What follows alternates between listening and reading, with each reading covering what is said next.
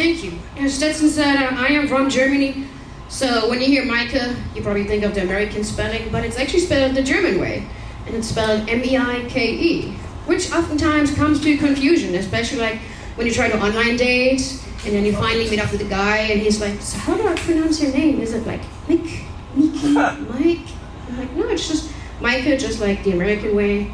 And one guy actually asked me, like, so is that short for something? I'm like, no, it's just a pretty standard German name. And ended up coming home to my house. And German as I am, I don't really use air conditioning because we don't have any. So I keep my house rather warm. And he like walks in, he's like, oh my God, it's so hot in here. And I was just thinking, it's actually the perfect temperature if you not stay too long. German efficiency. So we were like all getting in the mood, and then like eventually got into my bedroom and getting all ready, and then he like pulls down his pants, and I'm like, so is that short for something? Come on, it's not that cold in here, you can't use that excuse. What's going on here? Yeah, I've been in the States for 13 years now this summer, and I moved over here all the way myself. So all my family is still in Germany, and people oftentimes ask me like, oh, wasn't it difficult to leave your family behind? I'm like, yeah, I mean, I used to be close with my mom, like for a while, we were inseparable, but then I was born. We cut our ties pretty early. I mean, don't get me wrong, I tried to be close with her as a kid, but every time I tried to give her a hug, her cigarettes would burn my face.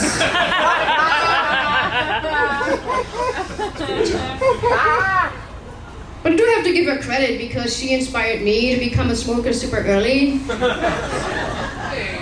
Because I started ever when she became pregnant with me. Because you know, it was the 90s, why stop? Might as well keep going. Times were different back then. But what was weird was right after I was born, I started to develop nicotine withdrawals. So eventually my parents had to put like nicotine patches on my butt to make me stop crying. Because you know, you can't have a kid run around kindergarten with a cigarette. But what was weird was when my teeth came in, they actually came in yellow. It was kind of tough. And the one thing that always confuses me, like over here, you guys call it like secondhand smoke when you stand next to somebody and inhale it.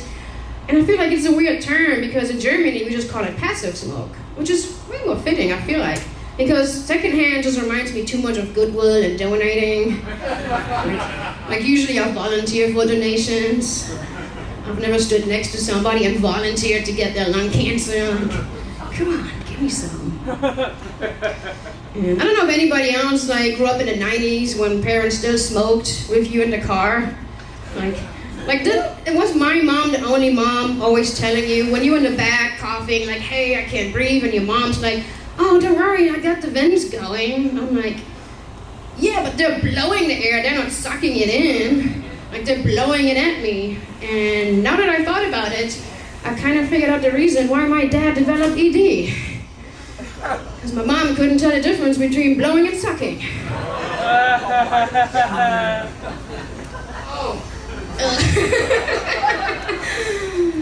Yeah, poor dad.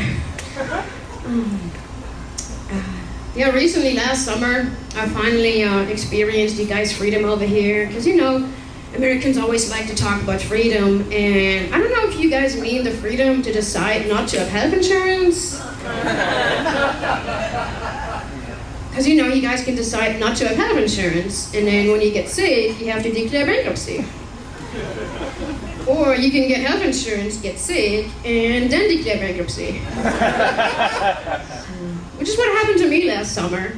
Like, I had a bunch of like medical stuff that I wasn't planning on, and I actually did meet my out-of-pocket, but lucky me, I met my out-of-pocket at the last week of December. It's like, great, 1 week. So for 1 week, I got to feel like Super Mario when he catches that star, like, it's like, nobody can get me. And the reason why I met my out-of-pocket was about a year ago, I started getting sick, so the doctors suspected the gallbladder. So they like started doing a bunch of tests, and did a CT scan, and they actually found a tumor growing in my abdomen, just by accident on the scan. And then like, well, we don't know if it's good or bad, but based on the size, we have to take it out. So then they like set me up for surgery. And you know, before you have surgery, you always have to talk to the surgeon, and they go over the whole procedure, make you sign paperwork. So they asked me a bunch of questions, and one of the questions was, in case you end up bleeding a lot, do you allow us to give you blood transfusions?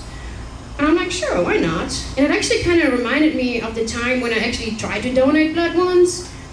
And it was like super early on when I just moved here, and I found out they don't let you donate blood unless you've been in the country for at least 2 years. And I hadn't been here that long yet, so it makes me think like, why wouldn't they want my German blood? Like, what are they scared of? Like, what do they think could happen? Like somebody gets German blood and then starts requesting benefits, like I want paid vacation, I want health care. Because on the other hand, I don't get to decide what kind of blood I want. Like if they give me a blood transfusion and I end up getting American blood, what if I wake up and I start yelling, protect my guns? It can go both ways. Then 2 weeks later, I had the surgery and woke up in the room, and they didn't let me get up for 2 days because they cut me like from here to here. There's a really long scar, so they wouldn't let me get out of bed for 2 days. And that's when I found out how amazing catheters are. Has anybody ever had one? Yeah. Did you like it? Came in handy. It's the best thing. Like, why don't we have these at home? Like for movie weekends?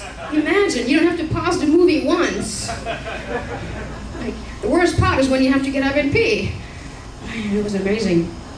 But like I said, what sucked was I have this really long scar right now, so they cut me from here to here. It's like 12 inches long. And what sucks is if I end up having babies, I hope they come the natural way. Because if they have to do a C-section, they cut me from here to here, and now I have to walk around with an upside-down cross on my belly.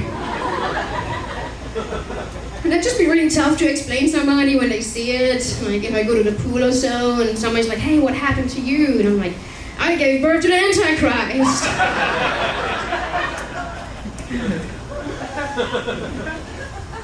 But I had an idea, like, you know, when people have like scars, they often get like tattoos over them to cover them up, make them look nice.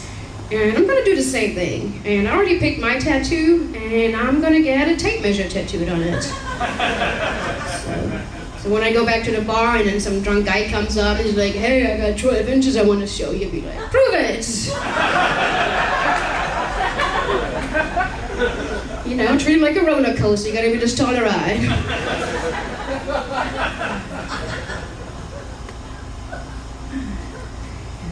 I recently found out that certain foods make me sad and I had to stop eating them. Like some foods actually remind me too much of my sex life.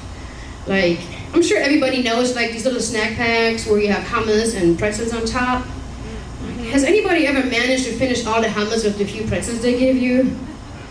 There's always hummus left, right? It's just like my sex life. There's never enough pretzel to finish all the hummus. Pretzel dibs is done, and here I am, left with all the hummus. Finish it yourself. Start scooping it up. But I actually did have to quit eating them because the other day I was on my way to the show. So I was driving, so I did get me one of those snack packs. And I was on the road in my car, and I'm like, okay, where do I put it now? So I like put it between my legs, and that's when I found out I should stop eating them because as I got deeper down, like, you know, when you get like hummus on your finger. But have you ever seen somebody driving next to you, you look over, and then you just see them like coming up with their hair and stuff on, and like, and you just make eye contact, and oh my God, no, it's not what you think it is. But I've been singing for a long time now, and like I actually realized how single I am, like just coming down here earlier. Like, you know, when you get off the highway on the lane and you start hitting those rumble strips and your whole car starts shaking, it's like, ah.